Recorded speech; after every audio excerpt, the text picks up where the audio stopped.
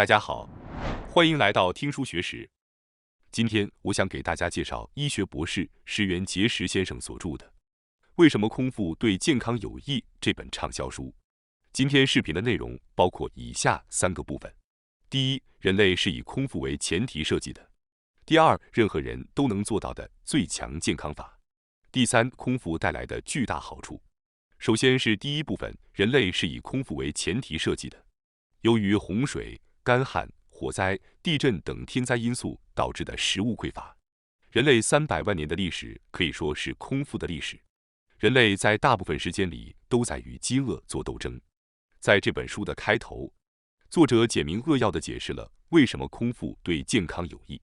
当食物不足导致空腹时，人体会进入低血糖的状态。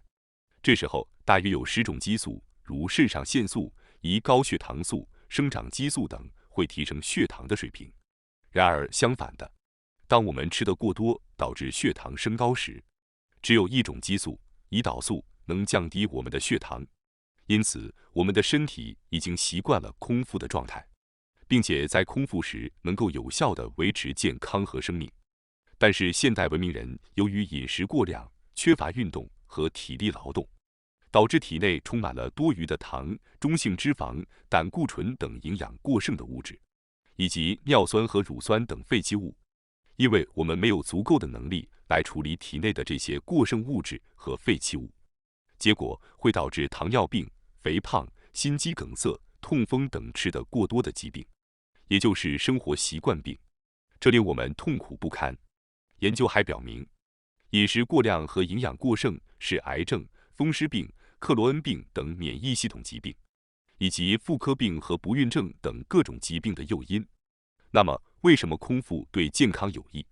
为什么吃得过多会对身体不好呢？这些问题现在变得非常清晰明了。从历史和人体设计的角度来看，我们是以空腹为前提设计的，但我们却生活在一个食物充足的时代，而我们的身体无法适应这种状态，因此吃得过多会导致各种疾病的发生。接下来，让我们更深入地探讨一下这个话题。作者指出，现代人因营养过剩而饱受着痛苦。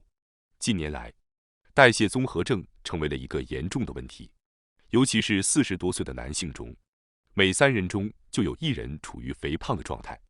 这表明现代人的健康问题在于摄取过多的食物，导致体重的过重，进而危害到健康。当然，疾病的成因不仅仅是肥胖，还有压力等各种因素。然而，很多生活习惯病确实是由饮食过量和营养过剩引起的，不仅仅是因为肥胖对身体有害，更因为过量进食会导致血液污染，并进一步降低身体的免疫力。血液污染的主要原因正是过量饮食的生活习惯。在当代的日本，几乎没有人会因营养不良而得病，但却有很多人因营养过剩而饱受着折磨。因此，为了保持身体的健康和治愈疾病，我们需要锻炼空腹力，改正过量饮食的生活习惯。人类本来就适应空腹的状态，这一点从人类的历史中就可以看出来。人类在300万年前从类人猿分化出来，成为现代人。在之后的历史中，人类经历了冰河期、洪水、地震等天灾，以及战争，在获取食物上一直都很艰难。真正摆脱饥饿的困扰，不过是50到60年前的事情。也就是说，人类在299万9950年的时间里，一直面临着饥饿的危险。而我们的基因不可能在短短50到60年内就发生改变，因此我们拥有适应饥饿的基因，却生活在一个物质充裕的时代。人类正是在经历了长期的饥饿后，才得以生存下来。也就是说，饥饿的状态才是正常的。因此，人体具备了许多在食物匮乏时生存的功能。如果没有空气，人体大约在3分钟就会死亡；如果没有水的话，大约经过3天，人体就会死亡。但只要有空气和水，即使没有食物，也可以生存30天。由此可见，人类对空腹有着很强的适应力。身体所需的营养在饥饿时会作为皮下脂肪所储存，以备不时之需。然而，在当今社会，几乎没有无法获得食物的情况，反而是3餐加上丰富的快餐和零食，导致我们会自然的过量饮食，并不断在体内储存这些营养物质。最大的问题在于，人类的身体几乎没有应对过量饮食的功能。在进食后，人体血糖的水平会上升，而降低血糖的激素只有胰岛素一种。反之，在空腹时提升血糖的激素却有很多种。从身体的机制来看，人类的身体显然更适应空腹。过量饮食会导致许多问题。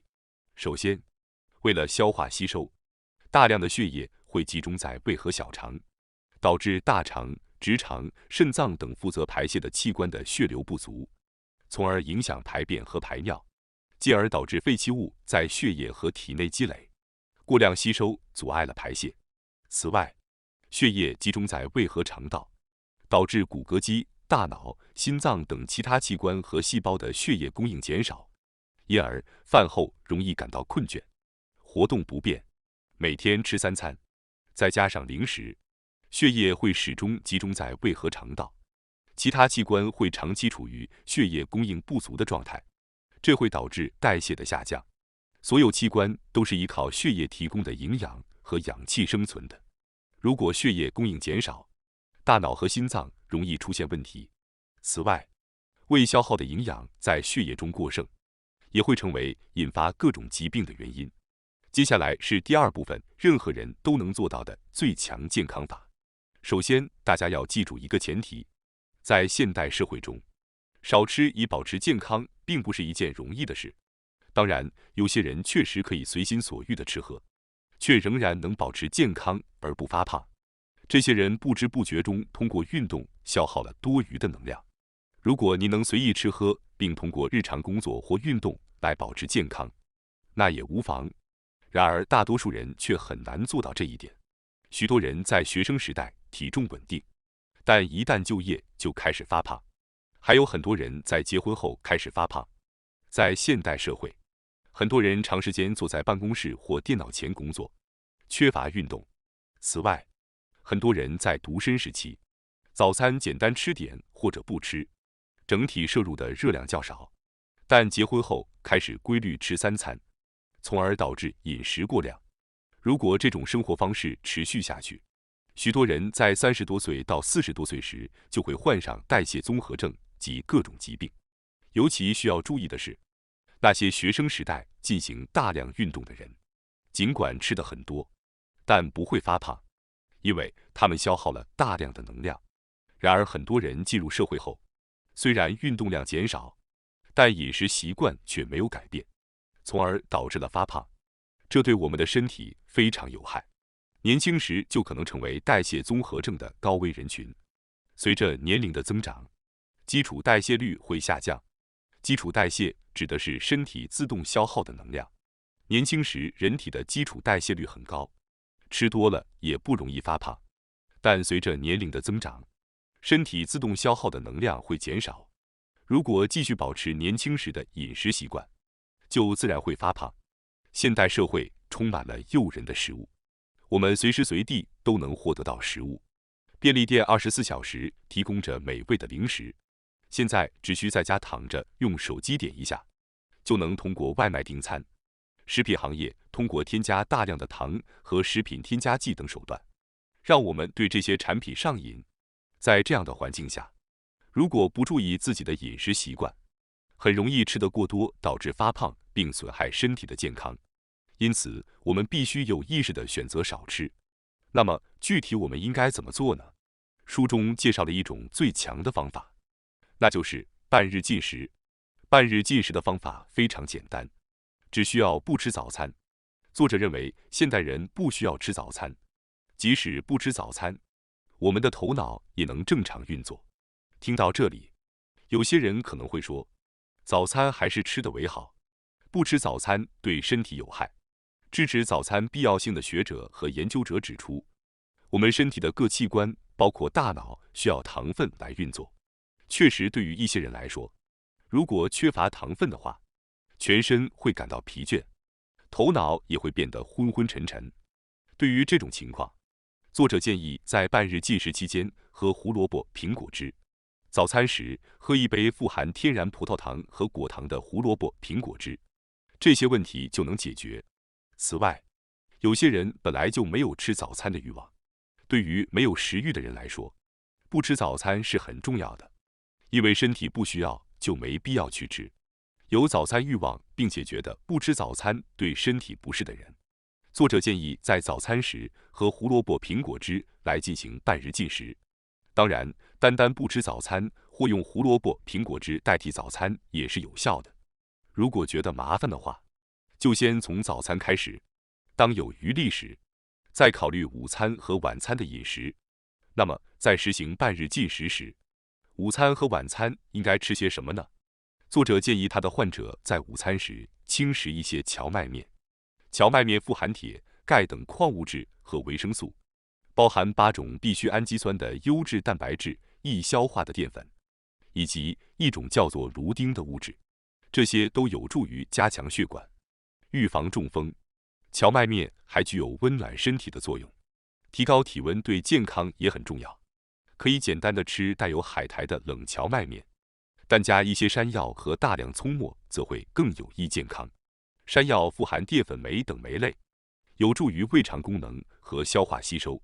除了荞麦面以外，还可以吃全麦玉米片或全麦意面。作者建议用豆浆而不是牛奶来搭配谷物。如果选择意面，应避免高热量和难以消化的奶油酱，尽量选择蔬菜多的配料。如果选择轻食三明治，应使用全麦面包，并且动物性食品如火腿不应超过每日总食物量的1/10。重要的是，即使不吃早餐，也不要因为饥饿而在午餐时暴饮暴食。半日禁食后的午餐应控制在8分饱，晚餐基本上可以随意，只要遵守谷物60%、蔬菜水果30%、动物性食品1%的比例。然而，如果想更好地排出体内的废弃物，建议选择玄米而不是白米，或者混合粟、麦、麦等杂粮。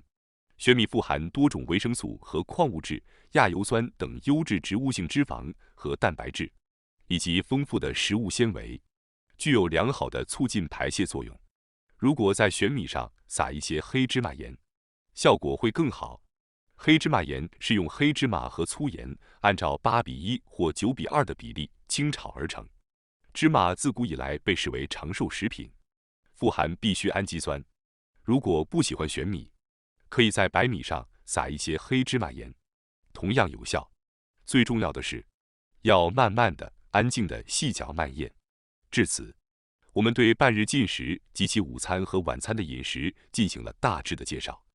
有些人可能会想到，除了半日禁食，还有1日禁食等方法，这些方法效果会如何呢？当然，这些方法也很有效，但需要注意的是，半日禁食或2餐禁食，早午餐都只喝果汁，晚餐轻食，通常不会出现危险。然而，如果想进行超过2天的全日禁食，则应该在专业人士的指导下进行，以防万一出现症状时，非专业人士处理不当可能会有危险。尤其是有慢性病的人，更需要注意。只要持续进行半日禁食，并偶尔挑战1日禁食，就足够有效。所以，大家自己在家进行禁食时，最多进行1日禁食，这一点请大家务必要牢记。接下来是第3部分，空腹带来的巨大好处。在前面我们讲到了人类的身体是以空腹为前提设计的，因此吃得过多对身体非常不好，并介绍了适合所有人的半日禁食这一最佳健康方法。尽管如此，有些人可能会觉得一下子改变长期以来的早餐习惯很困难，或者对复杂的饮食建议感到厌烦和麻烦。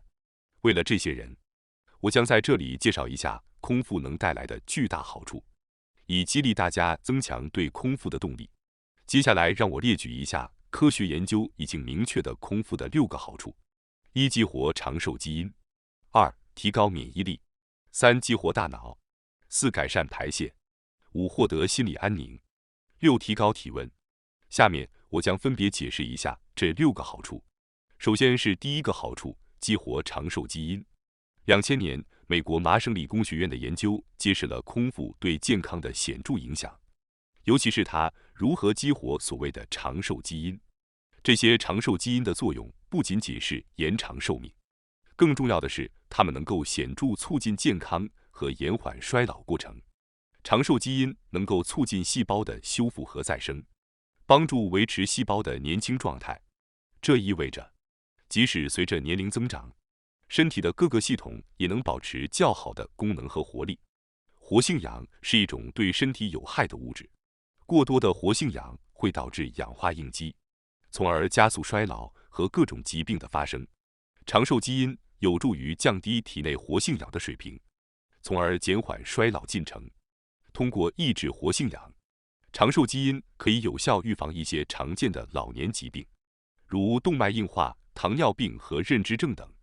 这有助于维护整体身体健康，降低慢性疾病的风险。研究表明，空腹是激活长寿基因的最有效方法之一。当身体处于空腹状态时，会促使细胞进入一种保护模式，从而启动长寿基因的活动。这种状态有助于改善代谢，提升细胞自我修复能力和增强身体的抗病能力。通过定期空腹或间歇性进食，可以增强长寿基因的活性，从而帮助减缓衰老的速度，使人看起来更年轻，保持更好的健康状态。如果您的目标是变得更年轻或减缓衰老，激活长寿基因是关键，而空腹无疑是开启这一基因的最强开关。接下来是第二个好处，提高免疫力。空腹对提高免疫力具有显著的影响，这主要与空腹时体内营养素的变化以及对免疫系统的刺激有关。当我们处于空腹状态时，血液中的糖分、脂肪、蛋白质、维生素和矿物质等营养素会显著减少。这种状态不仅影响体内的代谢，也对免疫系统产生重要影响。由于空腹时营养素的减少，血液中的白血球免疫系统的关键细胞会变得更加活跃。白血球在体内主要负责识别和清除病原菌、过敏原和癌细胞等异物。在营养缺乏的情况下，白血球会增强其吞噬能力，即通过吞噬和消灭体内的异物来提高免疫反应。这种状态能够帮助身体更有效地抵抗感染和疾病。通过空腹提高白血球的活跃度和吞噬能力，可以增强身体的免疫系统，从而提高对病原菌、过敏原和癌细胞等的抵抗力。增强的免疫反应能够帮助身体更快地识别和清除潜在的威胁，维持身体健康，预防疾病的发生。当我们生病时，通常会感到食欲下降，这其实是一种身体的自然保护机制。减少食物摄入可以使身体将更多的能量和资源用于免疫系统的增强和修复工作，从而加速恢复过程。接下来是第三个好处，激活大脑。当我们处于空腹状态时，体内会产生一种叫做饥饿素的激素，这种激素在激活大脑功能方面起着重要作用。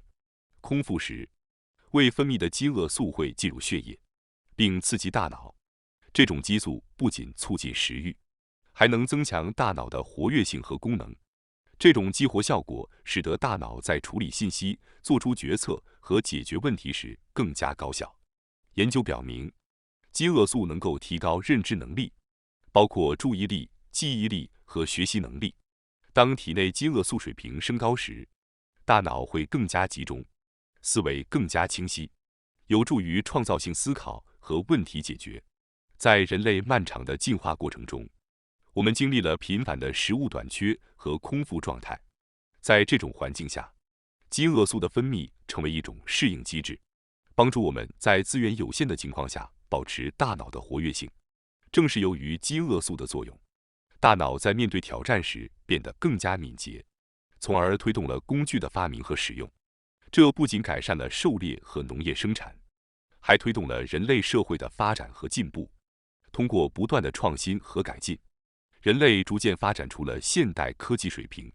饥饿素的作用被认为是这种持续进步的一个因素，它激励了大脑在资源有限时仍然能够发挥出色的能力。现代社会中，适度的空腹可以被用来提升创造力和思维能力，许多成功人士和创新者利用这种状态来激发灵感和创造力。间歇性进食和适度的空腹被一些研究和实践者推崇为增强大脑功能的有效方法。这种方式能够帮助人们保持精神集中，提高工作和学习效率。接下来是第4个好处，改善排泄。在人体生理学中有一个重要原则，那就是吸收会阻碍排泄。这意味着在进食时，身体会将血液流向胃部和小肠，以帮助消化和吸收营养。而与此同时，排泄器官如大肠、直肠、肾脏和膀胱的血流量则会减少，从而影响其功能，导致排泄不充分。进食后，血液集中到消化系统，以帮助食物的消化和营养吸收。这种血流分配减少了排泄器官的血液供应，使它们在排泄废物和毒素时效率降低。由于血流量减少，排泄器官的工作效率下降，导致体内的废物和毒素无法及时排出，可能导致便秘和其他排泄系统的问题。在空腹状态下，特别是在进食期间，血液中的毒素和废物会被更有效地排出体外，因为此时身体的能量需求减少，血液流向排泄器官，增强了它们的工作效率。空腹状态下，排泄器官如大肠、直肠、肾脏和膀胱会更加积极地工作，以清除体内积累的废物和毒素。这个过程有助于净化血液，提高身体的整体健康状态。通过促进排泄器官的活跃，空腹能够改善肠道健康，预防便秘，减少体内的毒素负担，从而增强身体的自我清理能力。通过空腹促进排泄，体内的废物和毒素能够更快速地被清除，从而净化血液。这种净化效果有助于减少体内的毒素积累，降低各种疾病的风险。有效的排泄不仅有助于身体健康，还能预防和改善诸如消化不良、便秘和尿路感染等疾病。良好的排泄系统对于维持身体的健康状态至关重要。接下来是第5个好处，心理安宁。在空腹状态下，虽然可能会感到一些身体上的不适，但与此同时，也会体验到身心的轻松和清爽。这种现象不仅与空腹带来的生理变化有关，还与大脑分泌的特定激素和脑波的变化密切相关。空腹时，体内会分泌一种叫做内啡肽的愉悦激素，这种激素类似于天然的镇痛药，能够提高情绪和幸福感。内啡肽通过与大脑中的特定受体结合，产生愉悦感，并减轻痛苦和不适感。内啡肽的分泌有助于提升心情，带来一种舒适和满足感。它可以缓解焦虑和紧张，使人感到更加放松和愉快。在空腹状态下，大脑也会产生一种有助于稳定情绪的脑波 alpha 波，这种波与放松、平静和清晰的思维状态相关联。它能够帮助人们保持心理上的平衡和安宁，有助于减少压力和焦虑，提升专注力和内心的平静感。通过增强脑波的稳定性，空腹能够使人们在精神上感到更加宁静和舒适。空腹带来的心理安宁可以提升个人的自我感觉，使人们在精神和情感上都更加稳定。这种安宁感有助于改善总体的心理健康状态。当人们面临压力和挑战时，心理上的安宁尤为重要。空腹状态下的内啡肽和 alpha 波有助于增强应对压力的能力，使人们能够更好地管理情绪和压力。许多人通过定期进行空腹或进食，体验到心理上的轻松和安宁。这种状态不仅有助于身体健康，还能带来情感上的满足和稳定。在经历短期的空腹后，许多人报告感到思维更加清晰，情绪更加平稳，这有助于增强个人的幸福感和生活质量。接下来是第6个好处，提高体温。在自然界中，许多动物在特定情况下会经历进食减少或完全禁食的状态，这与它们体温的调节密切相关。例如，小鸟和鸡在孵卵时，通常只摄入少量的食物，甚至几乎不进食。这种行为不仅有助于保持体温，还与体温调节机制密切相关。当空腹时，体内储存的糖分、脂肪和废弃物会被代谢并燃烧。